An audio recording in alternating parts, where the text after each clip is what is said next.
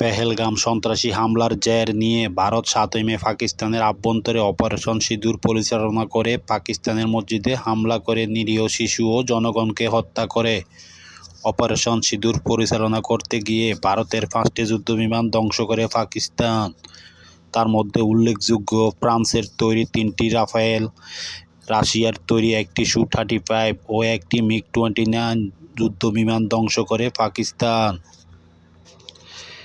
এরপরে পাকিস্তান অপারেশন সোহাগ রাত পরিচালনা করে ভারতের বিভিন্ন সেনা চেকপোস্ট ও একটি সেনা ব্রিগেড ঘুরিয়ে দেয় পাকিস্তান। এরপর শুরু হয় হামলা ও পাল্টা হামলা।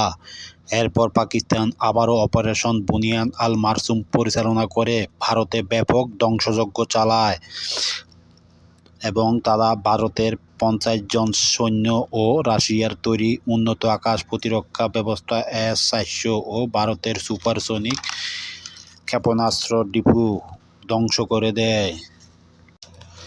ভারতের বিপরীতে পাকিস্তানের ক্ষতি খুবই নগণ্য। যুদ্ধ বন্ধ না হলে পাকিস্তান ভারতে ৭২ ঘণ্টার ব্যবধানে পারমাণবিক হামলা চালাত বলে গোয়েন্দা রিপোর্টের ভিত্তিতে যুক্তরাষ্ট্র যুদ্ধবন্ধের তোড়জোড় শুরু করে।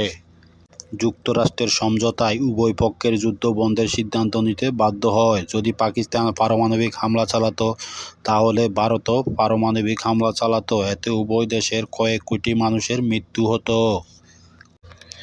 এটি প্রমাণ করে যে দুটি পরমাণু শক্তিধর দেশের মধ্যে সরাসরি যুদ্ধ কেবল তাদের নিজস্ব নয়, গোটা দক্ষিণ এশিয়ার স্থিতিশীলতার জন্য বিপজ্জনক। ভবিষ্যতের জন্য উভয় দেশের উচিত কূটনৈতিক সমাধানকে অগ্রাধিকার দেওয়া এবং সংঘর্ষ পরিহার করা। তোফাজ্জল হোসেন, টিপি চ্যানেল 24, ঢাকা।